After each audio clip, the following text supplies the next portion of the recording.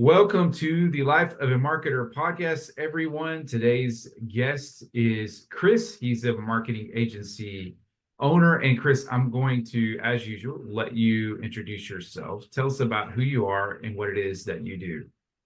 Hey, so first of all, thanks for having me here. And for anyone listening to this, thanks for listening. My name's Kris Olivo. I've owned an agency for the past 5 years. We work with franchises, specifically a lot of multi-location brands as their growth partner. We kind of just fill in the gaps. And so I'm excited to just talk to you guys and jam with you today.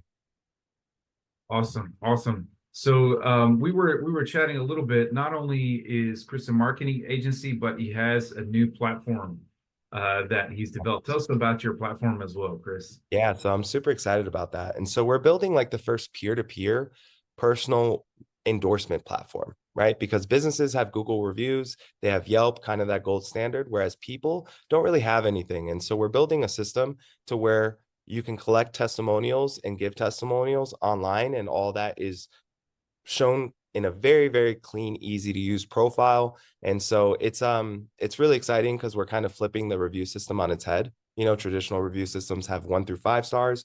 We're only doing a single star, just like if you were in school and you did something really good and you got a gold star for the day. And so that accompanied with a testimonial. So that way you can kind of show all the positive impact you make all in one place, if that makes sense. So it's going to be free to use. So we're excited about it. Awesome, free to use. And what is the platform going to be called exactly? It's called Endorse Me, is what it's called. So we try to give it something descriptive so people knew what it is basically. So Right. So it's kind of like reminds you of like it reminds me of the recommendations on LinkedIn, except now it's going to be in one yes. platform. And, maybe for the accountant or the lawyer that's a solopreneur, it's a good way to without having to. Exactly. Okay. Right? Awesome. It's like right now, what we have to do is we always take screenshots and then we have to piecemeal all these screenshots of what people say about us. And so with this, if you need to collect a testimonial, you just drop your link to that person, say, hey, can you leave me an endorsement on Endorse Me?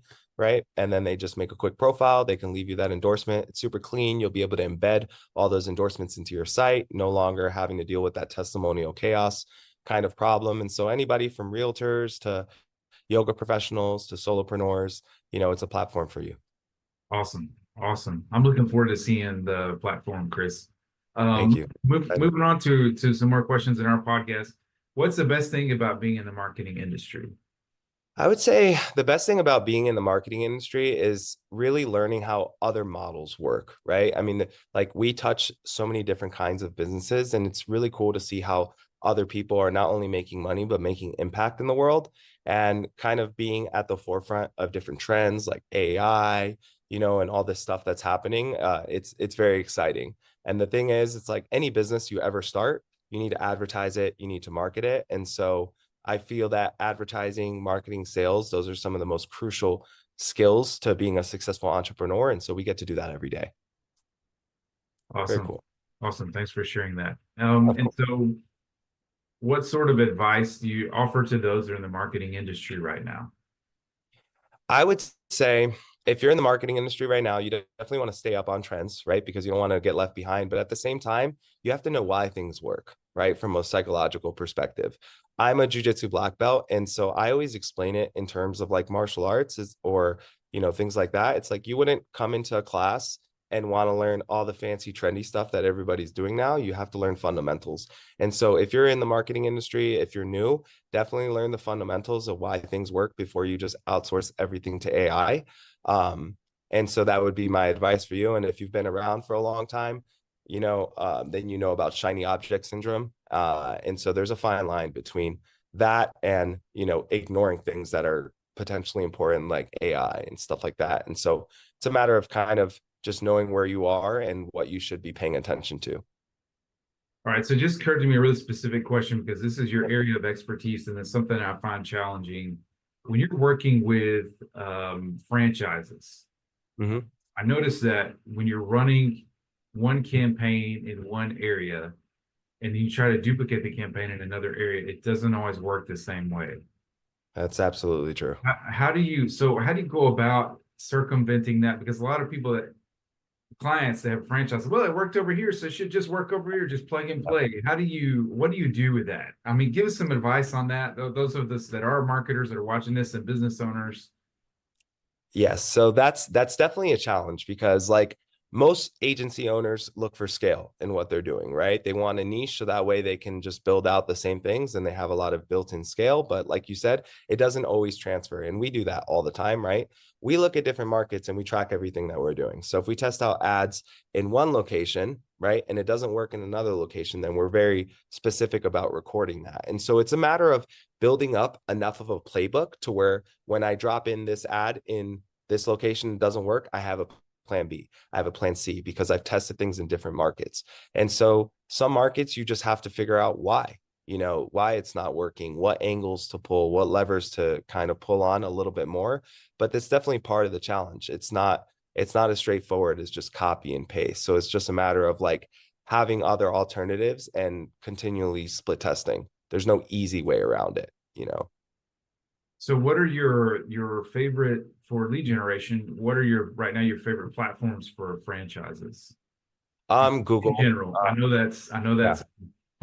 it's going to vary No, based on the. it does. It varies a little bit.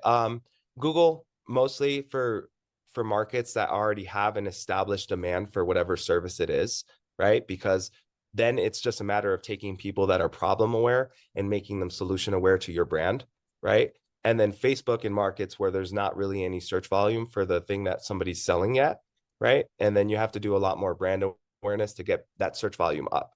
And so it varies a little bit with franchises. There's sometimes you put a franchise in a place and it's just super successful because everybody already wants that thing.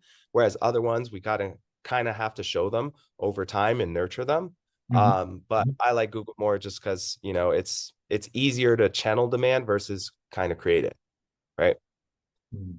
Awesome, awesome. All right, awesome. Switching gears a little bit, what are some other successful people in marketing like yourself that you'd like to acknowledge on our podcast? My friend Damon Burton, he's owned a SEO agency, SEO National, for the last over a decade. I think he's like 15 years in it.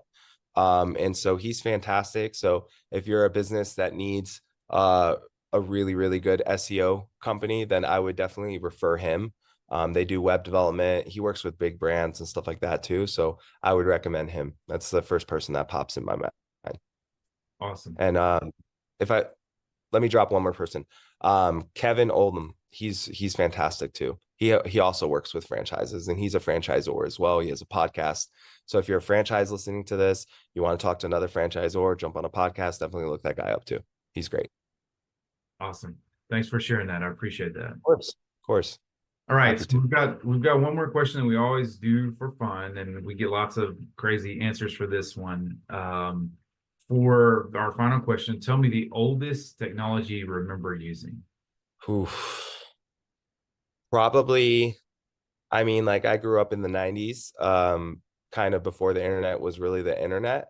Um, I would say beepers, man. I remember everyone having beepers at one point and you having to send a message to somebody telling them to call you later when they got to a phone, when they got to their house phone. So I would say that's probably one of the earliest things I remember, uh, is like when that became a thing. And, kids today don't even know what a beeper is. So it's Yeah, pretty crazy. every doctor had one. Like they would Yeah. always, you'd be in church or Yep. something, the beeper beep beep would go off, and they'd Yep. have to rush out and uh, Yep. And do you yeah, remember when see-through everything was like really cool? Like all the technology was see-through. I had an N64 that was see-through. the There was like a see-through stuff. yeah, the see-through stuff was definitely a time, man. It's like, oh, that printer is really cool. Does it come in see-through? Like it's pretty crazy. They should bring that back. I think that was a cool trend. That could come Honestly, I back agree with again. you. I agree with you. It was pretty cool because my sister had a see-through beeper, and I remember like wanting Oh, to really? steal it. Yeah, she did. Yeah, it was cool.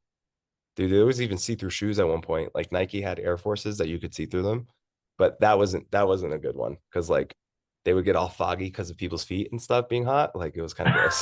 So Really? yeah, I didn't know that. That's funny. yeah, it was That's a pretty thing. Like see-through Air Forces shoes. was see-through. Yeah, there was like Yep. this clear trend, like all the soft drink companies made clear drinks and stuff like that as well. I remember It that. was, Yeah, yeah, it was that wild. Yeah. that that brings back good memories from growing up. That's awesome. Right. The world's changed now. We don't get see-through stuff as much. Yeah. So Yeah, somebody's gonna bring that back at some point. We're gonna see it come back in our lifetime for sure. I guarantee. probably everything comes back around. So Yeah, probably. you have a see-through iPhone or something like that. Who Oh, knows? that would be cool. Yeah, that'd be pretty cool. You know what I saw at CES, they have see-through TVs now. They debuted, I don't know if it was Samsung or LG, but they revealed like a see-through TV where like it's just a transparent piece of glass and then the images pop up on it, but you can see through the whole TV, you know.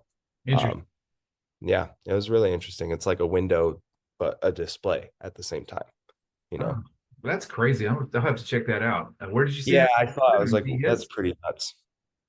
Yeah, it was at CES. Yeah.